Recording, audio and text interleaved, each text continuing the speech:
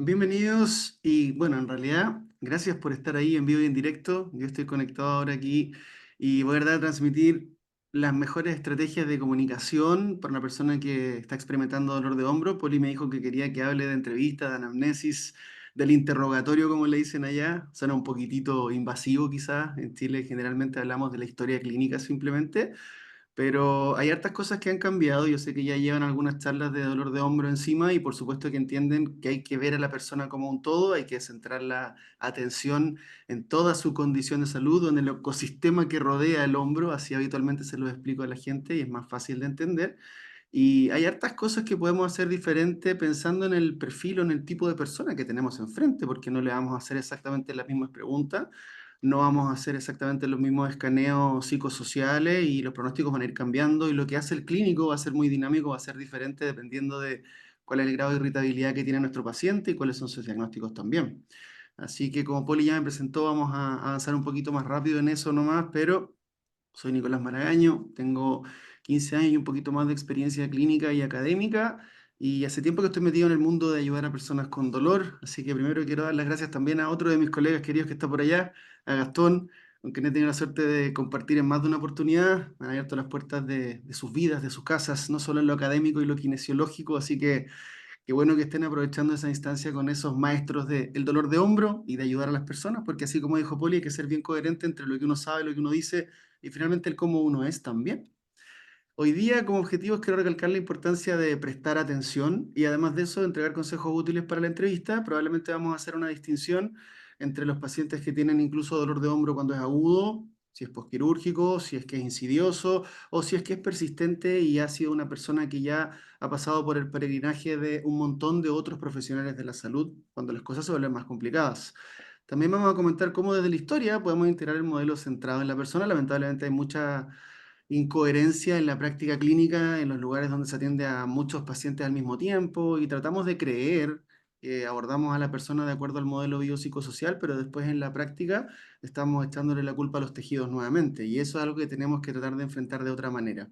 Y por supuesto que vamos a dar recomendaciones basadas en evidencia. Yo en el Drive que me dijo Poli que subiese los archivos, subí un par de lecturas complementarias. Aquí hay algunas referencias también, pero la presentación inclusive ya también está ahí para que después puedan ver en profundidad los aspectos que tengan que dar vueltitas por ahí. ¿Te suena conocido esto? Imagínense que como clínico le estás preguntando a tu paciente qué te trajo para acá hoy día. El paciente te dice que su problema es el hombro, el dolor es terrible, siente que está consumiendo su vida, hay demasiadas cosas que ya no puede hacer. Esperé para ver si se me quitaba solo, pero han pasado 3 meses y está igual o está peor.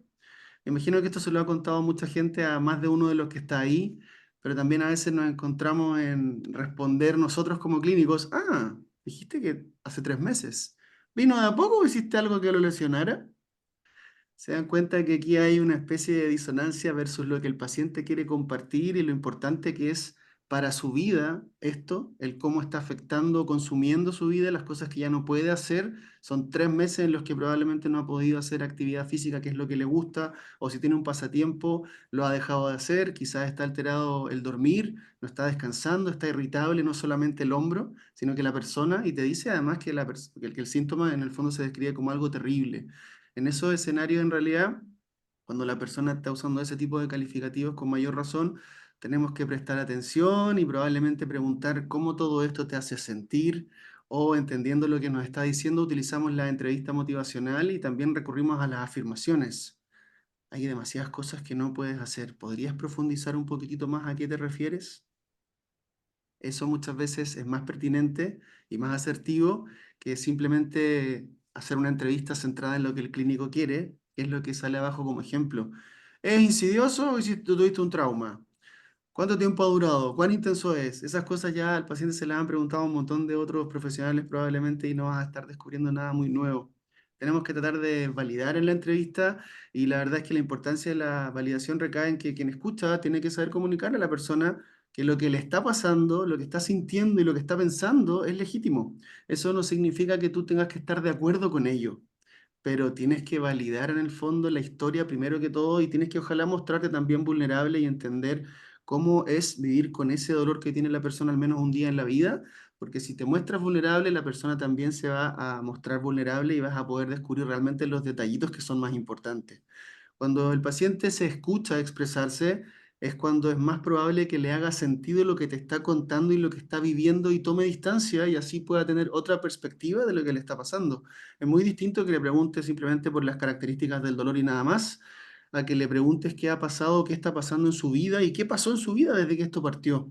Porque ahí se van a dar cuenta de los detalles que realmente nos hacen a nosotros utilizar el modelo biopsicosocial. ¿Hubo algún otro tipo de estresor? ¿Hubo algún otro tipo de trauma que no tenga que ver con lo físico? ¿Hubo algún otro tipo de sobrecarga que no tenga que ver con los factores tisulares, por ejemplo? A eso me refiero. Si vas a reasegurarle algo al paciente, porque el reassurance es una estrategia muy útil en psicología, nosotros en kinesiología estamos utilizándolo un montón desde hace ya varios años, pero si vas a reasegurarle algo al paciente, que no sea de manera genérica, no le hables de cuánto es el plazo establecido para la condición y nada más, sino que trata de individualizar evidentemente la historia para que tenga más coherencia y además de eso tenemos que saber reasegurar a nuestros pacientes de manera cognitiva y no solo de manera afectiva. De manera afectiva es que lo hagas sentir bien, es que le toques la espalda, es que de cierta manera le des un abrazo al salir, lo tires para arriba, por así decirlo, pero reasegurar de manera cognitiva es también un arte porque tienes que transmitirle algún tipo de conocimiento para que entienda que muchas veces lo que le está pasando es común, le pasa a muchas personas y no solo eso, sino que además el pronóstico puede ser favorable y hay muchas cosas que la persona puede hacer por sí misma y así también tú puedes hacer como clínico para poder ayudarles.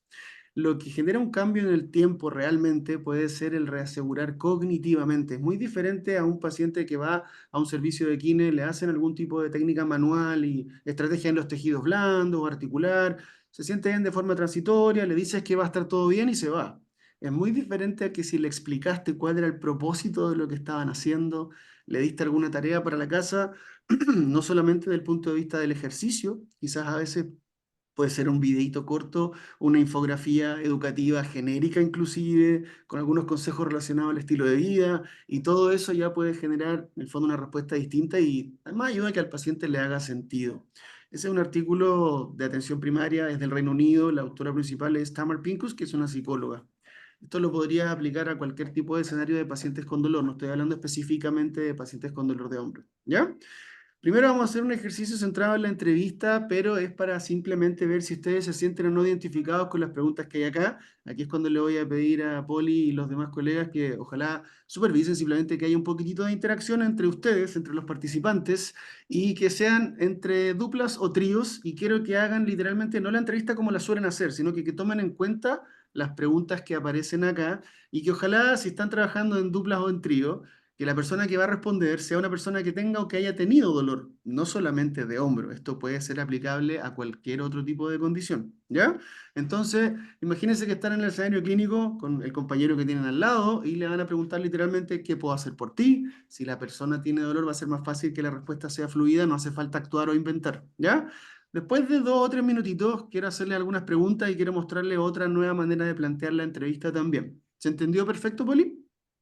Vamos a hacer esto, lo ponemos de a dos o tres, ¿ok? Sí. Bien. Tres ¿Cuánto minutos tiempo? suficiente, ¿eh? 3 minutos suficiente porque está bastante Dale, estipulado lo tremendo. que hay que preguntar.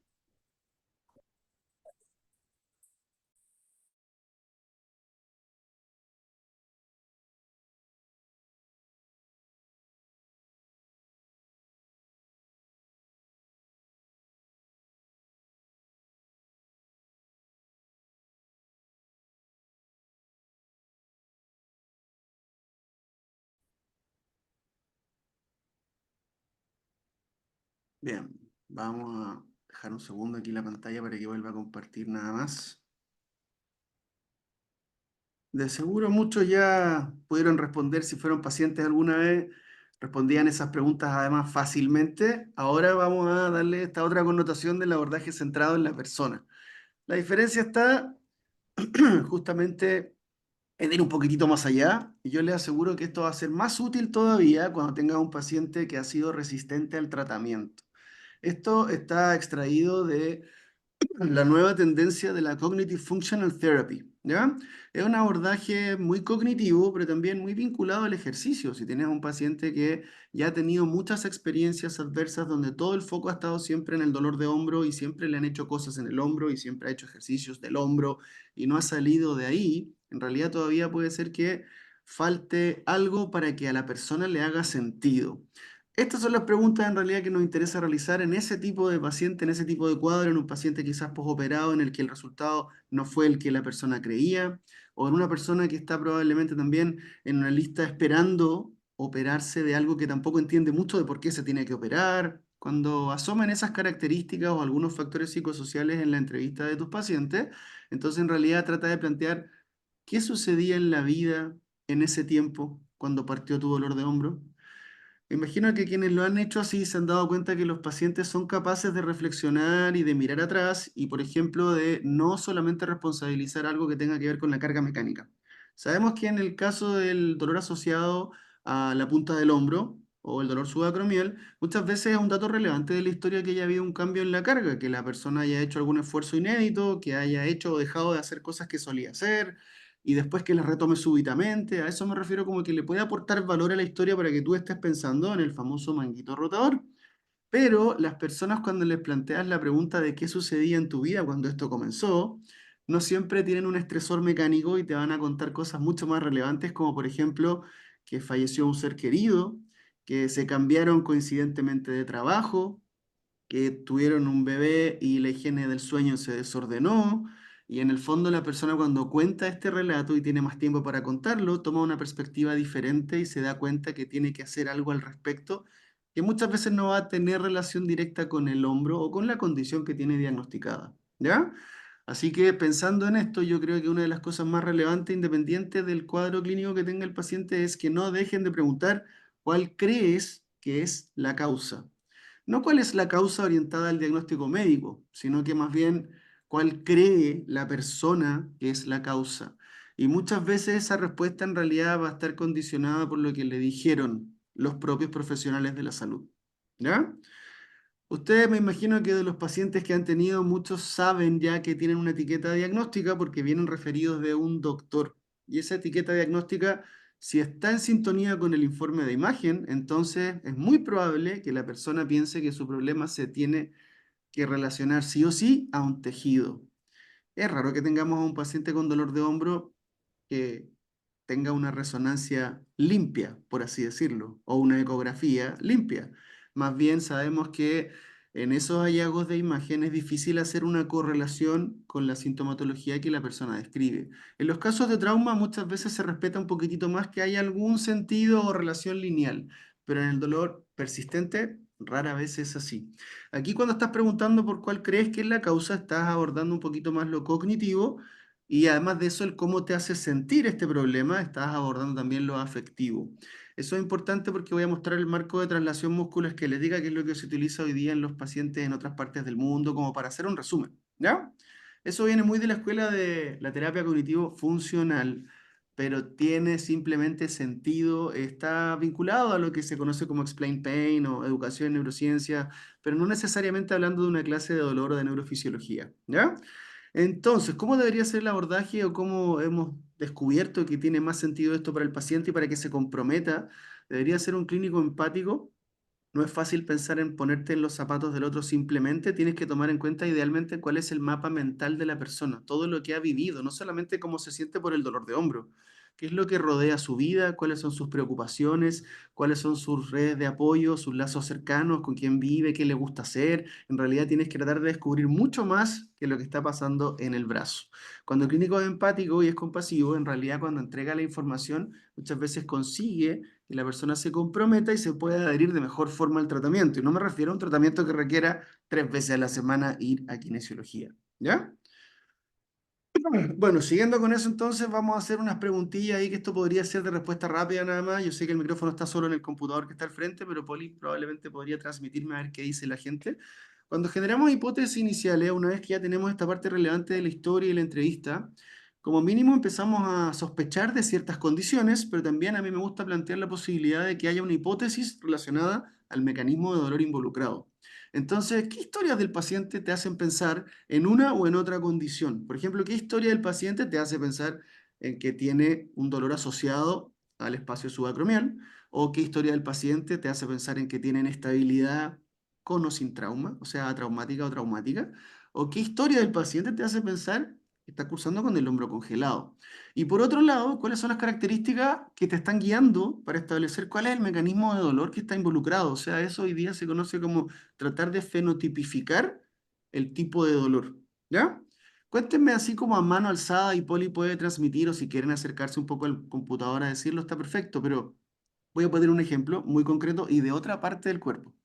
Tienes a una persona que te cuenta que se torció el tobillo hacia adentro y desde entonces se hinchó y le duele la cara externa del tobillo y pie. En tu cabeza estás pensando probablemente que tiene una 15 de tobillo, ¿sí?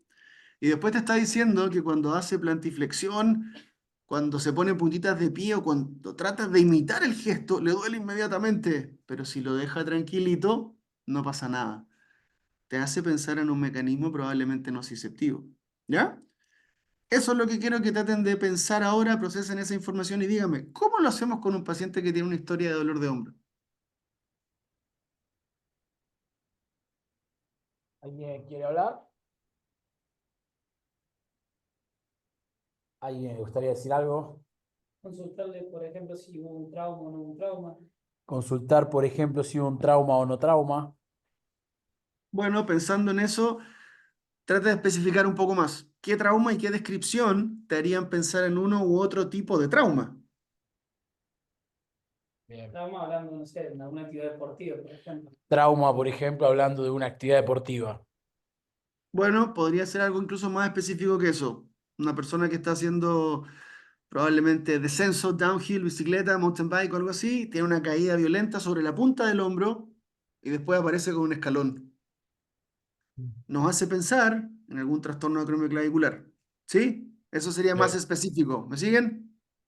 Sí, sí. Ya, entonces, con las demás hipótesis, con los demás diagnósticos o etiquetas diagnósticas comunes del hombro, ¿cuáles son los datos de la historia que nos harían pensar en algo más específico o concreto? ¿Qué te cuenta el paciente? Mujer, 50 años, diabética, no puede mover el hombro para la actividad de la vida diaria de repente. Arranca con dolor y no puede elevar el brazo por encima de la cabeza. Posible hombro congelado. Bien, así debería ser lo que en teoría es lo típico o lo que es más representativo. En nuestra cabeza siempre, por más que aparezca una hipótesis inicial, tenemos que tener en mente cuáles son los sesgos cognitivos. Y a veces nos queremos ir directo hacia el hombro congelado, pero vale la pena hacer algunas diferenciaciones siempre primero. Así que para poder combatir los sesgos cognitivos, es importante hacerse al menos dos preguntas. ¿Qué otra cosa puede ser? ¿Y cuál sería el peor escenario? ¿Ya? Si la persona tiene las comorbilidades, tiene el rango de edad, tiene sentido, se ha perdido movilidad, pero de todas maneras igual vas a tener que hacer algunas otras cosas, como por ejemplo descartar el cuello, diferenciar que realmente sea el hombro la fuente de nocicepción, por así decirlo. Y en ese caso, ¿qué te haría pensar en un paciente que tiene un dolor de hombro nociceptivo versus algo más complejo? ¿Cómo sería ese mismo paciente? Te haría pensar, escuchando, ¿no? Sí. Por ahí darle tiempo y ver cómo evoluciona también. Por ahí darle tiempo y ver la evolución. Bueno, pero el tiempo de evolución, independiente de que sea una historia de larga Con el data, tratamiento. ¿nos dice algo respecto al mecanismo de dolor? La intensidad del dolor. Pero la pregunta de Nicolás, perdón, dice si esas cuestiones les dice algo con respecto a el mecanismo del dolor, que es lo que hablamos hoy con Gastón. ¿Le duele solo el hombro o le duele? Claro, si era Exacto, ahí va. focalizado, difuso el dolor. Ahí, por ejemplo, están hablando de si le duele el hombro o tiene dolor en otras regiones del cuerpo, si es más marcado en alguna situación o si es difuso, si le duele el otro. Bien, es diferente que tenga un paciente con dolor de hombro unilateral a que sea bilateral. En las personas que tienen dolor de hombro unilateral, cuando el síntoma está en el brazo anterolateral, comúnmente en la región del deltoides, independiente de que no sea en la punta del hombro, en esas personas la mayoría de las veces uno pensaría que el fenotipo involucrado es un dolor nociceptivo. Los datos de la historia nos hacen pensar en que debería ser algo predecible. Para la persona no es predecible. Tú se lo tienes que demostrar probablemente. Yo recomiendo hacer eso en la examinación física, porque ¿a qué me refiero con predecible? La literatura dice predecible o proporcional. Cuando usamos la palabra proporcional, a veces la gente cree que es proporcional entre comillas al daño. O sea que si les duele más es porque están peor. No necesariamente, ¿ya? Por eso me gusta usar más la palabra predecible o ponerles literalmente en un diagrama del dolor con algunas flechitas. Le coloco que lo que tengo que investigar en el examen físico, todo lo que me han costado y la información que he extraído, qué es lo que hace que esto se prenda, se encienda o se reproduzca y qué es lo que hace que se apague. Quiero saber si funciona como on y off. En un paciente que tiene un diagnóstico de hombro congelado, uno esperaría que fuera bastante predecible. ¿Están de acuerdo, no? Sí, sí. El paciente quizás no lo tiene muy claro, pero cualquier cosa que involucre abrir el brazo, para nosotros técnicamente hacer rotación externa o cualquier elevación, la compresión sobre la punta del hombro al dormir, el girarse, todas esas cosas nos están hablando de que hay un estresor mecánico y que hay una respuesta on-off.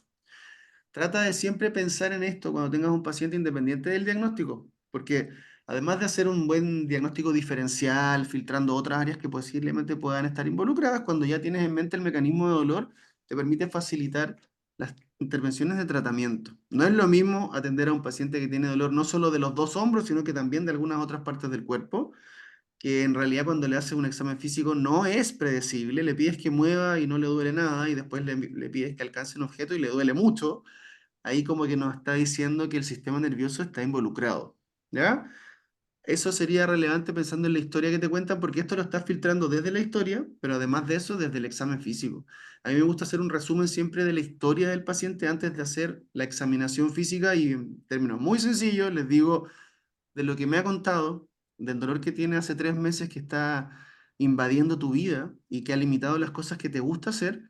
Tengo que investigar ahora cuál es el grado de irritabilidad. Las personas no tienen por qué saber a qué me refiero con eso. Entonces les digo, quiero saber qué hace falta para que aparezca el problema y qué hace falta para que desaparezca o cómo lo podemos combatir inmediatamente. Entonces la persona ya está preparada o entiende a qué vamos a dedicarnos un par de minutos en las pruebas de examen físico.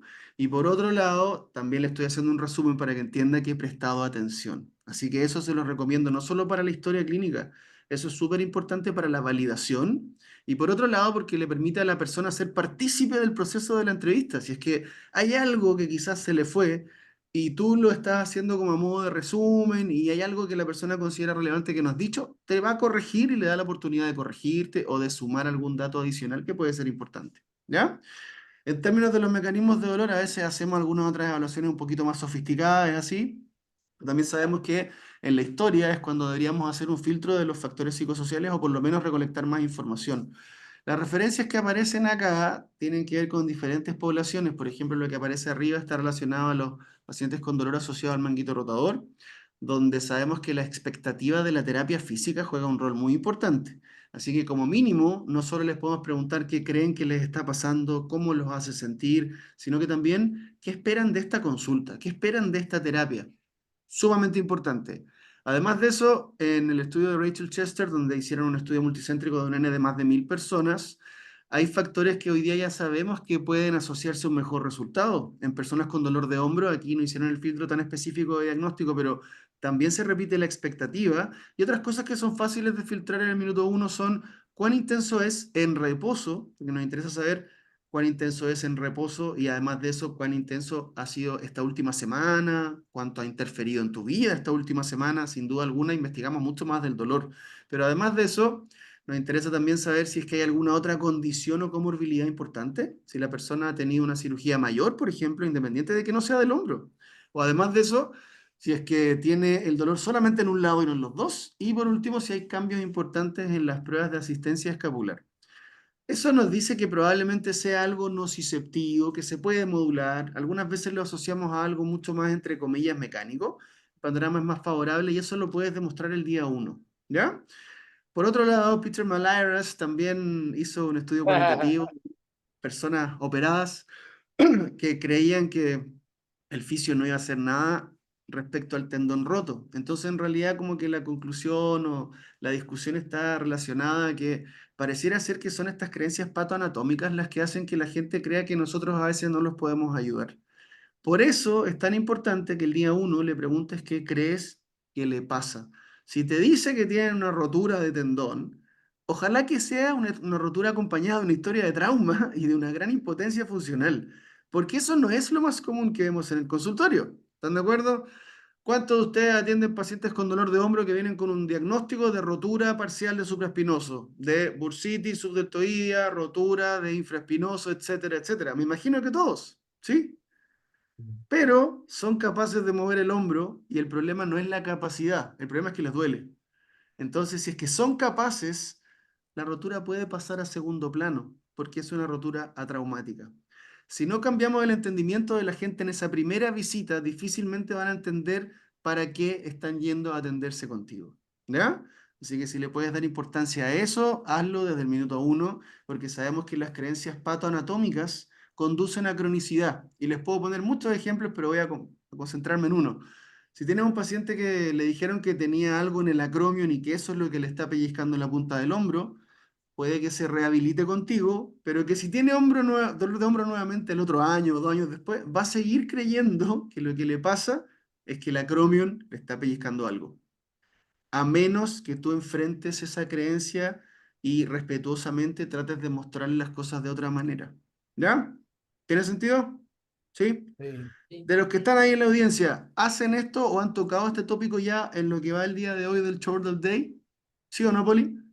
Sí, mucho. Sí, le dimos mucha bola a lo que es el tema, lo que es el relato y las creencias del paciente. A mí me gusta hacerte una perlita del estudio ese que estás nombrando, el de Malearas, que está bueno porque es lo que pasa en la práctica frecuentemente. Hay un relato de un paciente ahí que dice, no puedo entender cómo la rehabilitación me va a resolver mi problema si el tendón está roto. Y bueno, eso es un poco lo que explicaste hasta acá, que es fundamental poner énfasis. Sí, porque en realidad lo que queremos transmitirles muchas veces implica que no es que no le demos ninguna importancia al tendón, pero lo que tiene que la gente descubrir idealmente y entender es que se puede lograr una recuperación funcional y en términos de síntomas y discapacidad sin necesidad de intervenir la anatomía. Porque así como el dolor fluctúa, la función también puede cambiar, ¿ya? Pero es lindo decirlo. Lo más importante es demostrárselos. Y Exacto. eso lo puedes hacer muchas veces el día 1, pero va a ser un proceso, evidentemente, para poder consolidar ese conocimiento y las estrategias que tienen que llevar a cabo. Ahora quiero que piensen entonces en una persona que han podido ayudar alguna vez con el diagnóstico de hombro congelado. ¿Era ese el problema? Había rigidez, estaba en el rango de edad, tenía las comorbilidades. Este es el marco de traslación musculoesquelética y yo solamente voy a mencionar cómo se podría llenar. Después lo voy a subir en PDF y en español inclusive. Es una lectura súper sencilla, es como un mini libro. Lo que dice básicamente es cómo utilizar esta herramienta de la izquierda. Ahí está una aplicación en el teléfono hoy en día, ¿ya? Primero dice perspectiva de la persona, investigamos la capacidad funcional, lo que la persona cree que es su problema principal, cuáles son sus expectativas. Eso es straightforward, es derecho con la historia y entrevista, muy fácil. La capacidad funcional no solo es con el examen físico, también es con una encuesta de resultados que dependiendo del problema puede ser la PCFS más la SPADI. Bueno, ustedes usan ACES probablemente también mucho más o la Quick Touch, Oh, ¿ya? ahora tenemos Spadia, ¿verdad?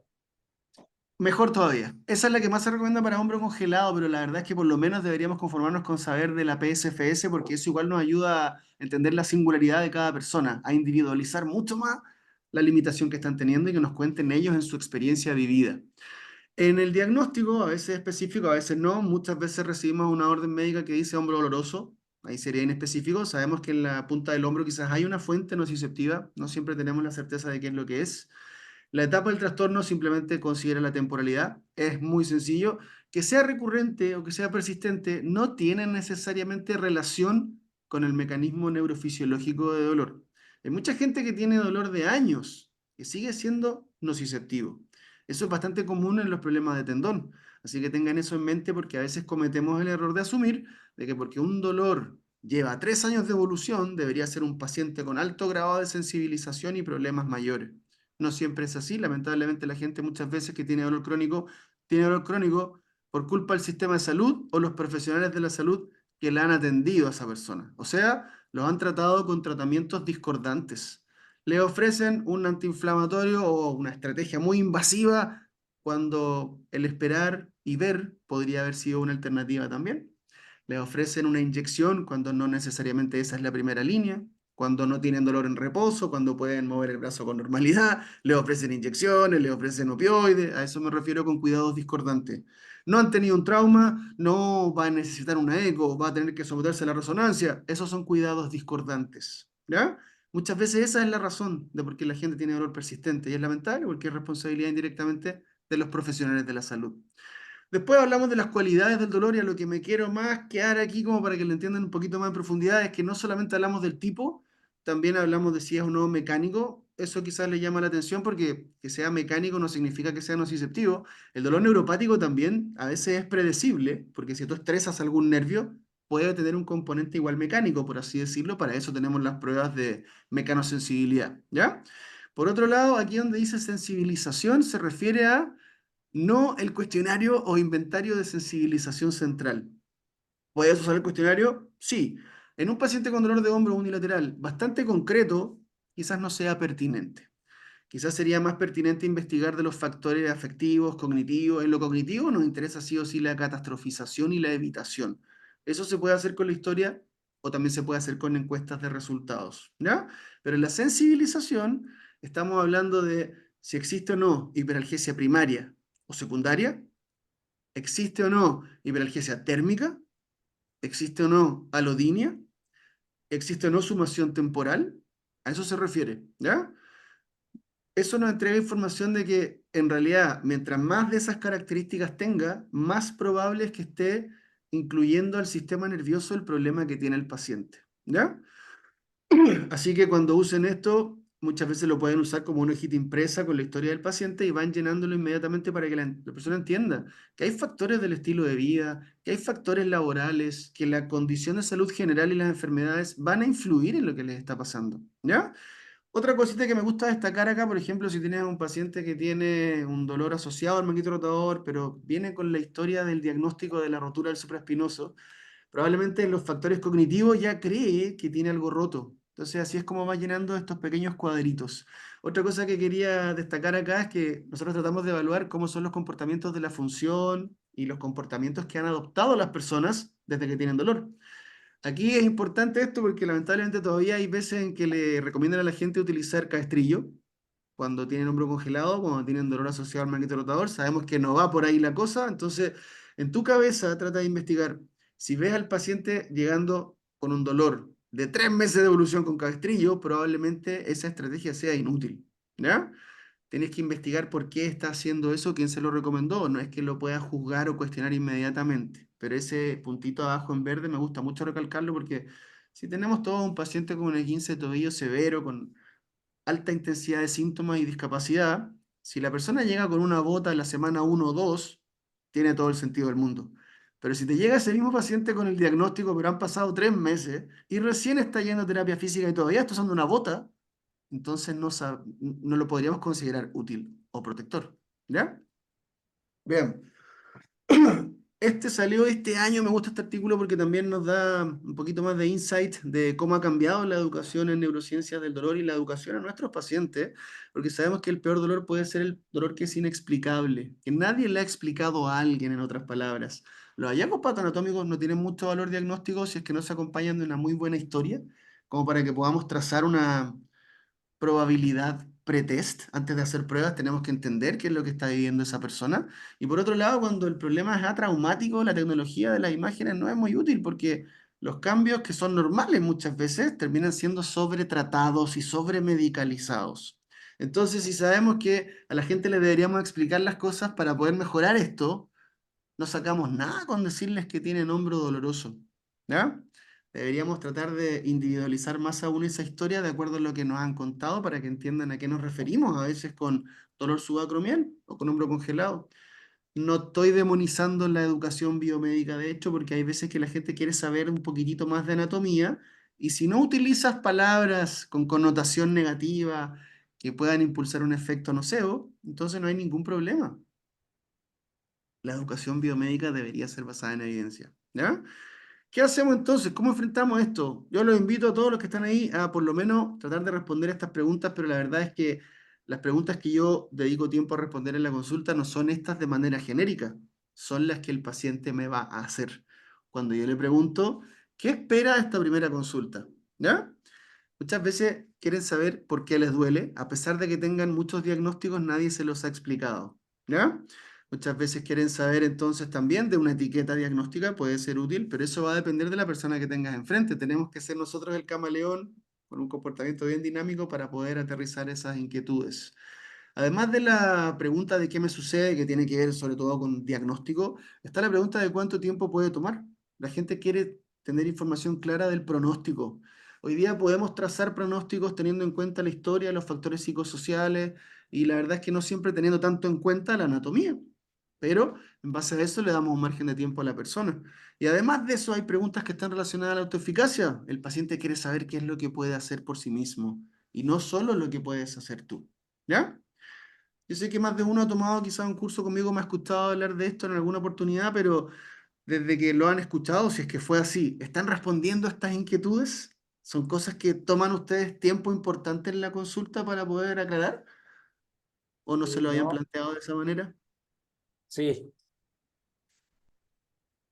Mejor todavía porque yo les digo siempre a mis colegas cuando hago algún tipo de curso o formación que a veces el paciente se va con el mismo tipo de síntomas o intensidad, pero se va con una idea clara de qué es lo que le pasa, cuánto tiempo va a tomar. De cierta manera vuelve a confiar en su cuerpo y entiende que ese dolor no significa que esté empeorando o que vaya a ser algo grave. ¿Ya? Eso es importante porque va a influenciar las conductas de afrontamiento de la gente. ¿Ya? Así que los invito a usar la experiencia vivida para darle sentido al dolor, o sea, que todo lo que está sucediendo en la historia y en la examinación, tú lo utilices para hacer un resumen al final.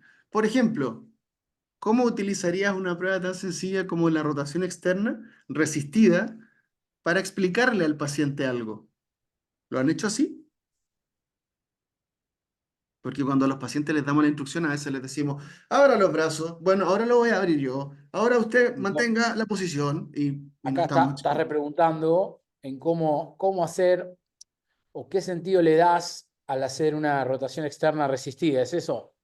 Si aparece el síntoma, por ejemplo, Poli, en el examen físico, haciendo eso, ¿qué transmites tú después? ¿Qué les dicen al paciente? Es lo que está preguntando. ¿Qué Para que- transmiten? exacto, para que le Si haga le sentido. duele ¿No? cuando empuja con rotación externa. Sea, contrastarlo con otro estímulo y ver, buscar proporcionalidad del estímulo. Acá J está diciendo que puede ser contrastarlo con otro estímulo y ver diferencias en las respuestas. Me imagino que se refiere J probablemente a hacer este examen físico activo, pasivo, resistido, y con eso, durante la examinación física, que no nos va a tomar ni siquiera un minuto probablemente, en la rotación externa me refiero, estás demostrando que el problema es de tejido contráctil, lo que es activo. Entonces ya tiene sentido que le hayan hablado de tendón, quizás no de tendinitis o tendinosis, pero tú le vas a decir, estas son las características típicas del dolor asociado al manguito rotador. Es cuando usted hace fuerza, no cuando lo muevo yo. La articulación está bien. El problema está en los tejidos blandos que están sensibles. No utilicen palabras de que está roto, dañado, lesionado, irritado. Utilicen la palabra idealmente sensible, porque así como algo se vuelve sensible, se puede desensibilizar, ¿ya? Entonces, le puedes demostrar esto y más encima para que tenga más sentido todavía, después de una sesión de evaluación y ejercicio sencilla, este síntoma es capaz de cambiar. Sabemos que muchos de nuestros pacientes con problemas de tendón tienen un efecto de puesta en calor, entonces en la misma visita pueden hacer el movimiento con menos síntomas o libre de síntomas, ¿ya? Por otro lado, tengan en mente que hay muchas demostraciones o experimentos de comportamiento y de síntomas y de modificaciones sintomáticas que llevamos a cabo nosotros en la práctica hoy día. Y la clave está en saber escuchar lo que la persona nos dijo y luego en explicárselo de una manera sencilla, porque les aseguro que eso va a transformar sus resultados. Un paciente bien informado, y hoy día cuando hablamos de esto en la literatura, hay algunos estudios, de hecho en el Reino Unido, en pacientes con dolor de hombro que comparan una visita al terapeuta experto versus 6. El resultado puede llegar a ser equivalente. También hay artículos que hablan de que la educación versus educación y control motor versus educación y ejercicio de fuerza, pueden tener resultados equivalentes. Ese ensayo clínico de seguro se los mostró algún colega que habló del manguito rotador, pero también tenemos que tener en mente que no había grupo control. Pero Estás cuando hablando hablamos, de Grass Trial, ¿no? sí, antes hablé de Graphs Trial cuando hablamos de la sesión 1 versus 6, pero con el ensayo clínico de educación estoy hablando del de Dubé con Jeremy Lewis. Desmeleu, el canadiense. Sí. Lo tengo ahí en la carpetita, ya lo subí para que lo lean, pero en el fondo la invitación es a pensar, oye, ¿cómo es posible que las personas que hicieron solamente una visita informativa o educativa tengan resultados equivalentes que quienes hicieron un programa de ejercicios de fuerza, un programa de ejercicios de control motor, y lo que tenían en común era la educación? Y la educación no es nada sofisticado, no es como lo estoy tratando de transmitir yo ahora, que se ha individualizado, sino que era como un booklet, un panfleto que decía, mantente Gracias. hidratado, permite el síntoma de intensidad 2 o 3, duerme por lo menos 6 a 8 horas, era bien genérico y aún así el resultado era bueno. Entonces nosotros queremos creer que si a la persona le hizo sentido y entendió, el resultado va a ser mejor aún. ¿Ya? Bien, ahora para que tengamos un tiempo de preguntas también y no solo con esa interacción que hemos tenido hasta ahora, pensando en el aspecto más importante de la comunicación, no es lo que uno dice, sino que más bien es lo que se escucha. Deja que el paciente se pueda explayar y con las palabras que utiliza, con los ejemplos que dice, con las situaciones de la vida que ha vivido, que han afectado lo que le pasa, después trata de meter eso en el colador para poder explicarle que entiende lo que le está sucediendo y le das además una estrategia de intervención y le das claridad en el horizonte al fin. Muchas veces nuestro trabajo es entregar esperanza, no una sentencia como la que ya mucha gente ha recibido, y sabemos que el lenguaje crea realidad, así que cuida tus palabras. Si la gente cree que tiene algo irritado o roto en la punta del hombro, difícilmente lo vas a convencer de que hagan ejercicios overhead, ¿ya? Refuerza además el aprendizaje porque evidentemente yo no podría creer que un paciente aprendió la sesión 1 y listo. En realidad yo siempre hago videitos informativos de menos de un minuto, tomo en cuenta lo que pasó en la historia, lo que pasó en el examen físico, los ejercicios que hicieron, le hago un resumen. En base a eso consolidamos un poquitito más la información, pero si tu paciente no es adepto de la tecnología y es un adulto mayor que quizás no se maneja con el celular, un dibujo, un correo, una hoja impresa de una infografía, puede que le haga mucho más sentido. La clave es que el que tiene que ser el camaleón es el terapeuta, no es el paciente. ¿Ya? Porque sabemos hoy día que la educación tiene que ver con aprender, no con transmitir un discurso genérico. Así que ojalá tengan eso en cuenta para su práctica. Aquí está la invitación. Yo voy a estar en Buenos Aires en un par de semanas más. Ahí está la foto que puse al comienzo con los dos grandes amigos, Gastón y Poli. Y en este curso de dolor, la verdad es que no es un curso de dolor nomás, es un curso de evaluación y de romper paradigmas, de muchas demostraciones de cómo se lleva esto a la práctica. Si están en Buenos Aires y les interesa, ahí está el contacto. Después ven la referencia y ahora tiempo de preguntas. Así que, Poli, dime tú, ¿quieres que corte la grabación o la mantengo? Eh, no, corta la grabación si querés. Ya. Tenemos unos 5 minutos. ¿Alguien quiere hacer alguna pregunta?